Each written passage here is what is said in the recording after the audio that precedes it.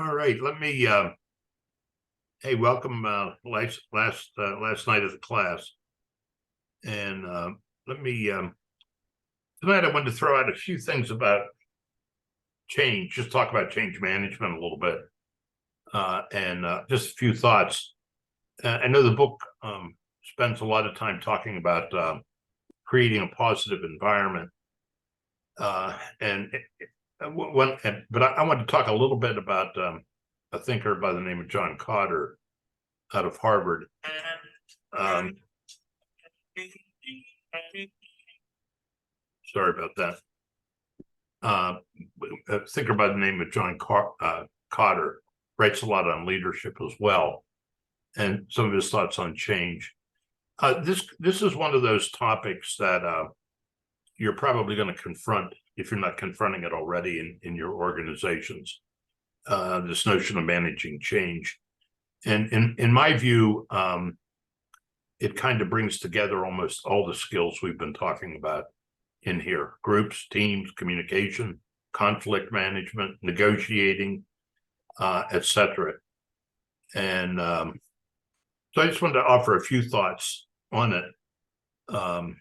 And let me just bring up some PowerPoints, for one PowerPoint anyway.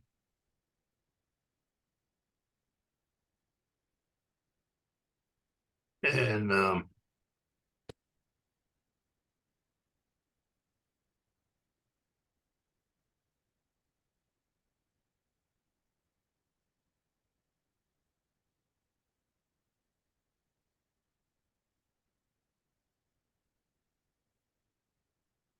just talking a little bit about this notion of cynicism. A lot of us are very cynical about change, or people who make promises. And probably cynicism is one of the biggest deterrents to a change in an organization. And that's why the book talks an awful lot about creating kind of an environment of positivity. You know, a lot of times in organizations, there's a big fanfare. Some of your bigger organizations, you know, they have the big annual meetings with entertainers and you name it. What usually happens, there's a tough time with implementation, ends with less than complete success, and it's just in time for the next major change to begin. Any of you who are involved in mergers and acquisitions, or who maybe will be involved in that kind of thing, this notion of change is very important. If you remember, one of the assessments I gave you was tolerance of change, and you know, what's your tolerance level for change. Just remember that a lot of us don't, a lot of people don't like change. So right away, you might be up against a wall if you're trying to lead a change effort, because it is something that you know, one of the reasons is we get a lot of anxiety around change because we're losing a sense of control. And having some kind of a sense of control of our future is one of the things that helps give us confidence and self-efficacy.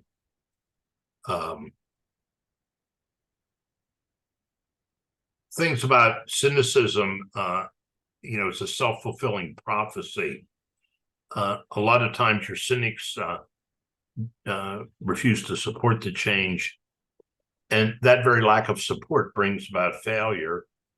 And then that failure kind of just reinforces the beliefs, and it further inhibits other opportunities to try and change. And it does become a major barrier to change.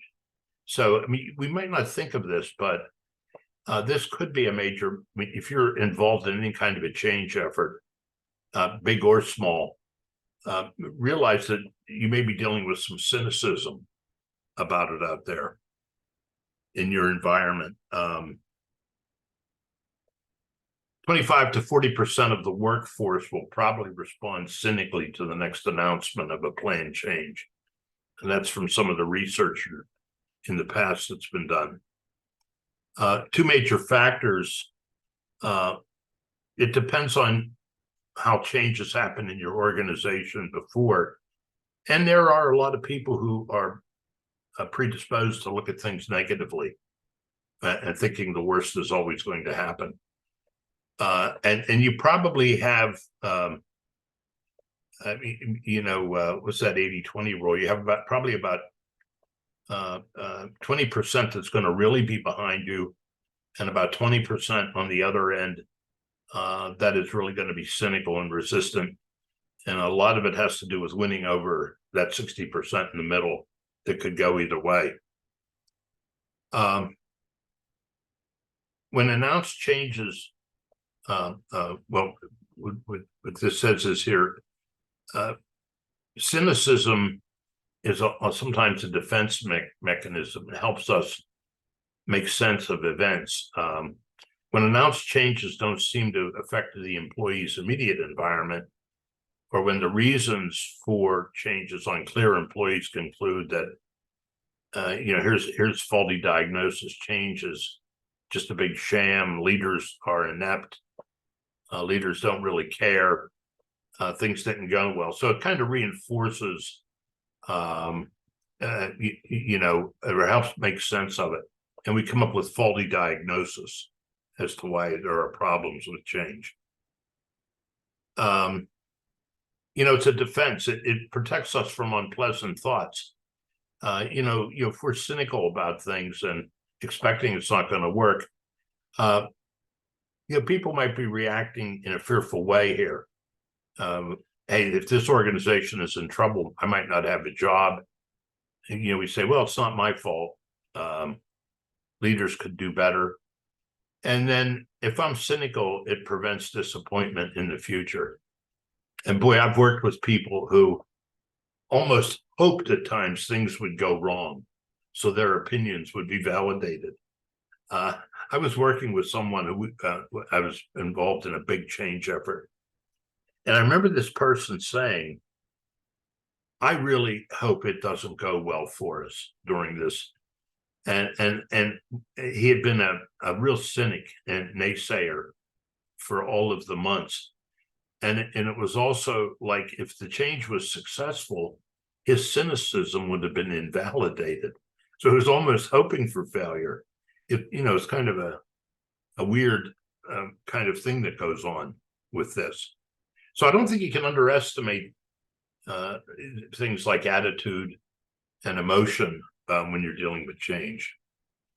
One of the reasons of cynicism is people lack real opportunities to participate in decisions. A lot of times people feel uninformed.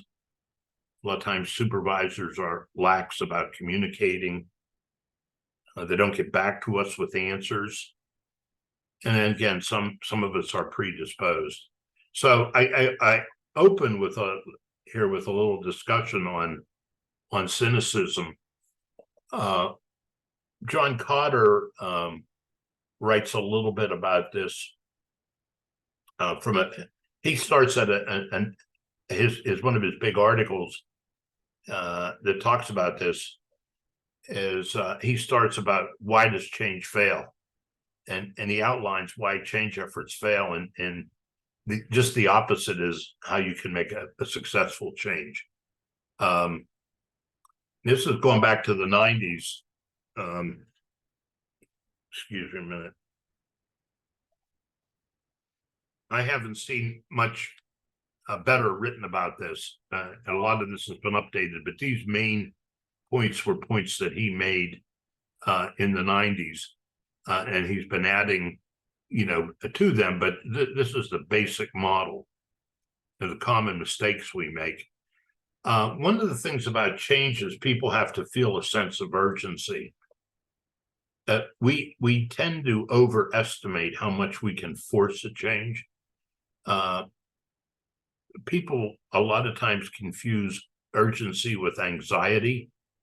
Anxiety creates resistance. Remember what I said, people, what happens when change is going on in organizations, people don't feel empowered. Remember our discussion on empowerment? It kind of creates an environment that where people don't feel very empowered. So a lot of times, executives who are leading change efforts don't really present the sense of urgency why the change needs to happen. Another one is it takes a group. You have to almost have a guiding coalition of people who are leading that change effort, and they have to be people right in the thick of it that are going to be influenced. It's not something that you can turn over to a consultant. Yet a lot of us do that. We turn a lot of our change efforts over to consultants because it is difficult to do, and it is problematic. No clear vision. You should be able to describe the vision in 5 minutes or less and obtain the understanding and interest of people. People have got to understand where we're heading, a sense of confidence that, hey, here's where we're heading. I feel confident we're going to get there. Here's the vision of where we want to be. And that's what people need when we're talking about a change effort. Chris Turner in Xerox way back said, we knew the first piece of our change strategy was to create a shared vision, but I never thought of it as a written vision statement. To me, a vision is an ongoing conversation. It's the way we think individually and collectively about the community we're creating. It's the principles of the people in the organization, what's important to us. So it's not just words on a paper when you have a vision. It's something that you're trying to share and talk about in your culture. And don't underestimate the importance of a vision. Remember the symbolic frame that we talked about in framing? You can never communicate too much. We under communicate the vision by a factor of 10 to or 100. The vision is communicated in only a few meetings or memos.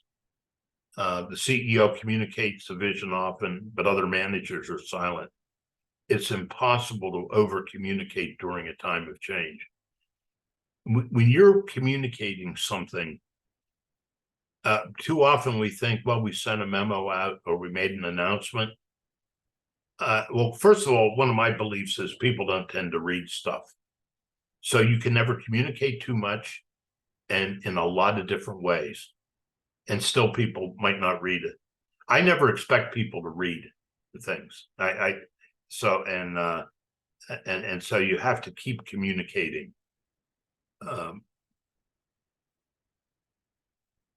Inconsistency between words and actions.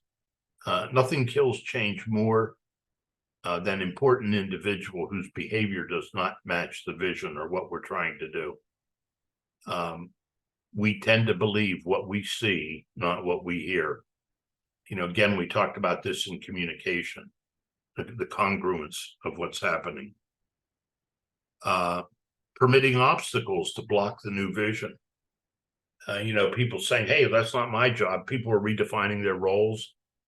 Or maybe your compensation and appraisal systems don't keep up with where things are going. Sometimes people make demands that are inconsistent with the new vision that's trying to be implemented. We don't change. We expect something new. It's like putting new wine in old wine skins. Failure to create and communicate wins. A lot of change efforts. I have a friend who was a CEO, the one I wanted to try and have speak tonight. He's taken off. He was in charge of a few firms, leading these kind of efforts in organizations, takeovers or organizations that were failing and had to be turned around. And had to, and he talked about it as a 3 to 5 year process. And you're going to have to deal with short-term wins along the way. It does not, if change will take a long time. And sometimes you might lose that sense of urgency. So you got to keep highlighting the wins that are happening along the way. Declaring victory too soon. Avoid suggesting the job is mostly done. Premature victory celebrations. All I can think of is George Bush standing on that ship after the Iraq War. That to me was one of the best examples I've seen of declaring victory too soon. Failing to anchor the changes in the corporate culture. The culture's got to change. If you have to personify the new approach, you can't ignore the culture. Understanding the culture is really important. Probably the culture is one of the biggest resistors to change in an organization, and I've seen it happen countless times. So you again, this gets at that symbolic frame. What's happening in the culture? What's the climate of our culture? We're trying to change norms and behaviors. So you can't ignore the culture of an organization. Maybe you're trying to change your organization from a top-down, more autocratic, authoritarian approach to things, and you want to have a collaborative model. That's good. The culture might fight you on that. So, if you look at the opposite of what I've just talked about, here are the things to do. Establish a sense of urgency, create a guiding coalition, develop a vision, communicate the vision, empower broad-based action throughout the organization, generate some short-term wins, consolidate your gains and produce even more changes, and really anchor these changes in a new culture. And it's just some things to think about doing is, a couple rules of thumb. It's a multi-step process. It requires leadership, and leadership means working with people. Sequence is important. You can't skip steps. Publicize successes. A biggie, provide opportunities for people to air feelings. Let people air their concerns. As I said, a lot of people are going to feel anxiety, unempowered. Try and offer reassurance, and don't promise more than you can deliver. So, just some thoughts on managing change. Any thoughts or comments before I move on to the last topic? So, just some thoughts on change if you're going through it. And I think read all the chapters before this one if you're going into a change, because they all come together here. And this is what leadership is all about. It's a combination of managing people and the processes. Any thoughts, questions? Any of you going through any major change efforts now where you work?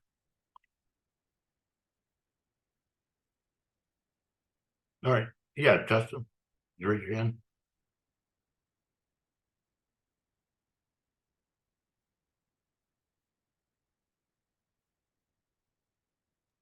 Sorry, I have like two screens open. So you're over there and over here. Okay. We got purchased, and then we're getting purchased again. So there's another acquisition going on, and talked about this before. So a lot of people are kind of willing to change and move on, and there's people that are kind of holding on. And then there's going back to previous classes, there's like a source of entitlement, and oh, I've been here for like 25, 30 years, and I'm like, well, it's different now. It's not the same company. Yeah, you've been with the company for like 25, 30 years, but they feel like they're owed something. And I'm like, no one at this point, we're all starting over.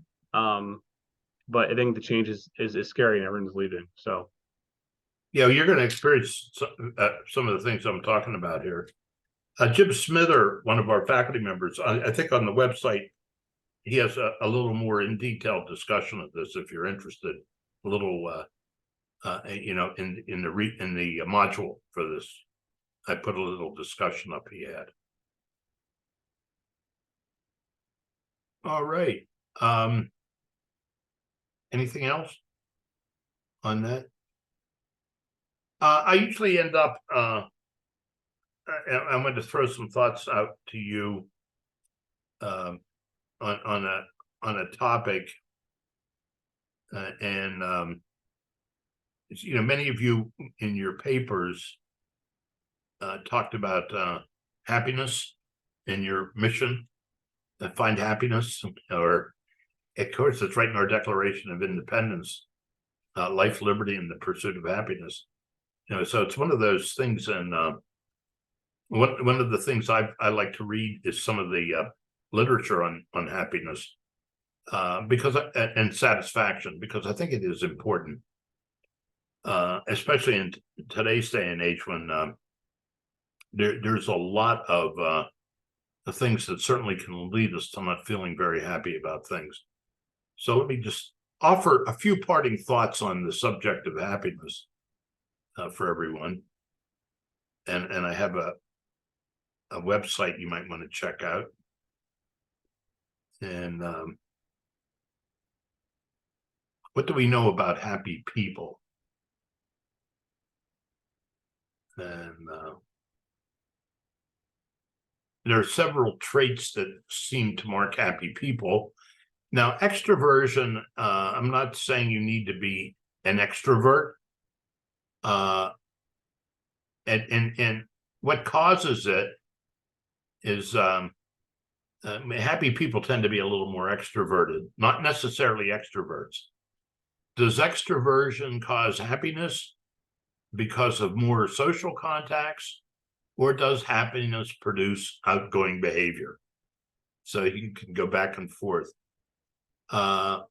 Self-esteem is more strongly correlated with happiness in individualistic cultures like ours. We're an individualistic culture, America, than collectivist culture. So it's real important to us, that sense of self-confidence, self-efficacy, a sense of personal control. Not necessarily that we can control everything, but we do have a sense of taking responsibility for things. We're not always blaming the world for our problems. Hardiness, that little discussion I had on hardiness back when we did stress, physical resilience, social resilience, a kind of a sense of optimism, and low neuroticism. What that means is you don't let your emotions rule your life. So these are some traits of happy people.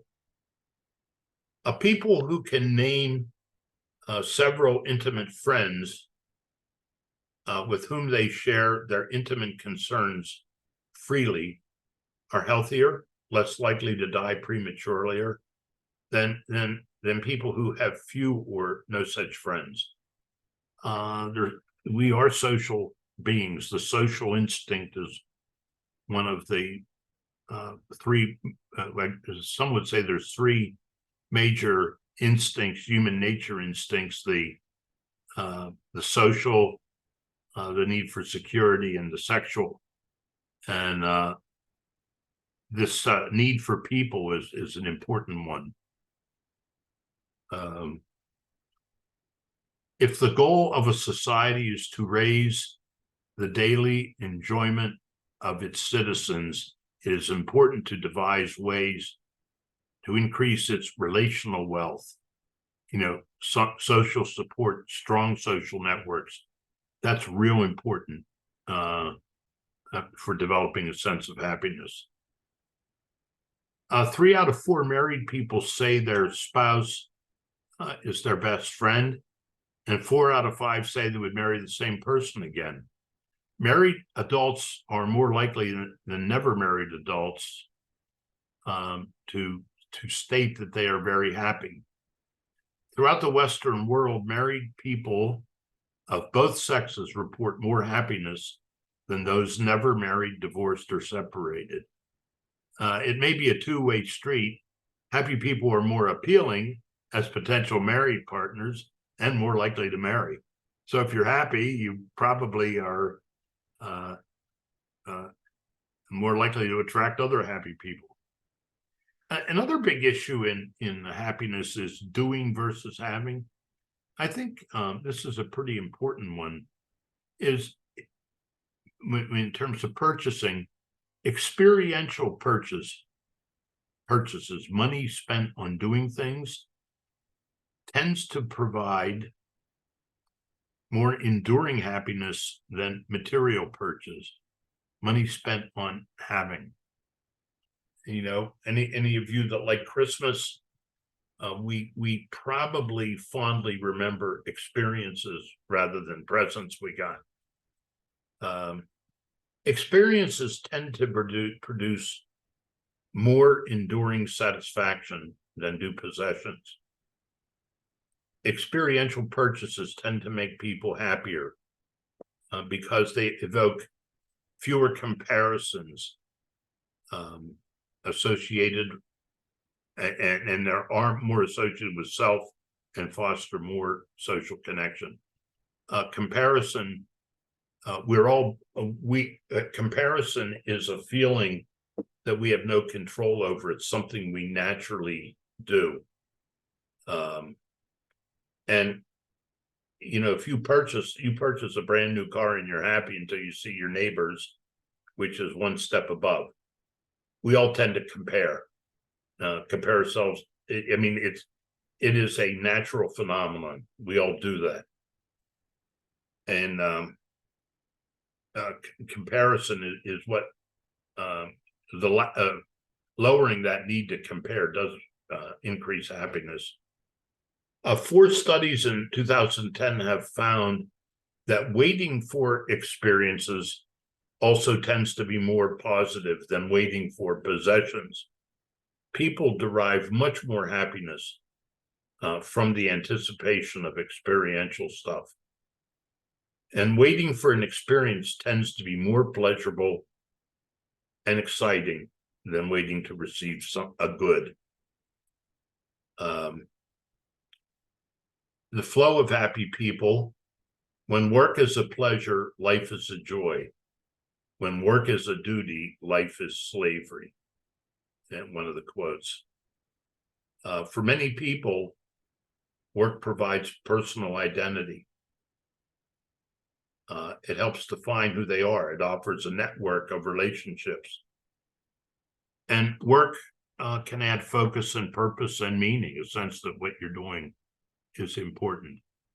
So that's why I spend a little time in here talking about your work satisfaction, and because there is a pretty high correlation between work satisfaction and life satisfaction. But work sometimes is not satisfying. We can be overwhelmed when challenges exceed our time and skills, and we can be underwhelmed when challenges and when we're not challenged. When challenges engage and match the skills, we enter an optimal state that I can't pronounce, this psychologist, but he calls it being in the flow, in a flow. And what that means is being in the flow is you are unselfconsciously absorbed. You get so caught up in an activity, your mind doesn't wander. You become oblivious to your surroundings and time flies. Has that ever happened to you at work, or have you been in groups and teams that are so connected that this is what happens? We're trying to, you know, this is one of the goals. We all want to be in the flow. We all pay to do things in recreation that we would not think of doing in the work setting. You know, how many of you would pay to be in 35-degree weather and pay a lot of money to tire yourself out on the slopes? You would never do that at work, but you think nothing of it in recreation because you're so absorbed. So if you can get a job that's like being on vacation, that's the best of all worlds. His studies discovered that happiness comes not from mindless passivity, but from engagement and mindful challenge. Whether at work or at leisure, people enjoy themselves when they're engaged in the flow of an activity than when they're doing nothing meaningful. Involvement in interesting activities, including engaging work, is a major, major source of happiness. I live in a retirement, one of these retirement communities called, and everyone in here is retired, and it's a pretty vibrant place. And I'm convinced that and they have a very active, what they call residence group, that does fundraising, that starts I mean, this is all done collectively in the group. And almost everyone here is involved in something and interacting. And it's a pretty engaging environment. And I'm convinced it's because of the level of activities. People think they're doing something meaningful. They're pretty active, hardy. So it doesn't matter where you are in life. I think these principles hold true. One of the reasons I was attracted to buy into this place was that people were pretty active. In summary, happiness, you think about it, you can talk about several close, intimate relationships, a sense of commitment and maybe being in control of things, a lot of social support and a big network or a network, and being in the flow, whether you're working for money or just working otherwise. Alexa, stop. Sorry about that. Alexa got after. I think she did that the last time I was here. So those are just some of my thoughts on happiness. And here is a website you might want to go to. It's down at Penn. Let me see if I can. I had it up here.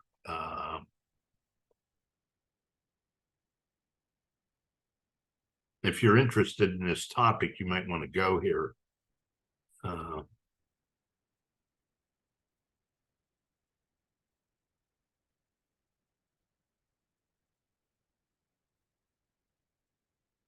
It's called it's Authentic Happiness.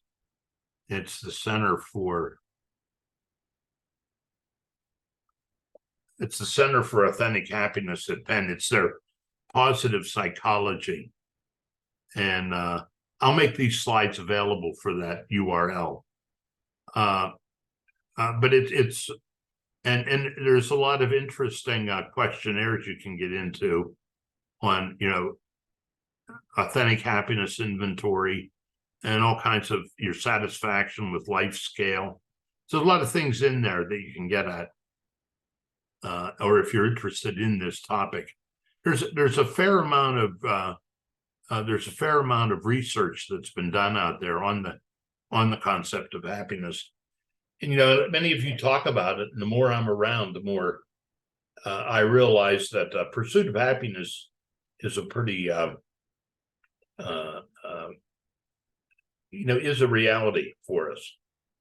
So at all stages of life, believe me. All right, that's it for tonight in the semester. Anyone have any thoughts? Any questions about anything?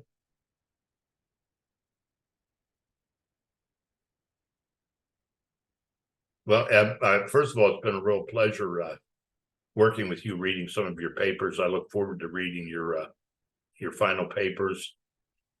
You have my address. If ever there's anything I can do, or you need to check with me on anything, be happy to connect. Good luck in in your further courses here, your MBA, and in your careers and everything you're endeavoring to do. So All right. Thank you. Thank you. Anything else? All right. Thank you, Mara. Oh, I like that. All right. Thanks, Gabriella. Good luck to you. Thanks, guys. Thanks, Thanks. everyone. Bye, All right. everyone. Bye. Bye-bye. Bye.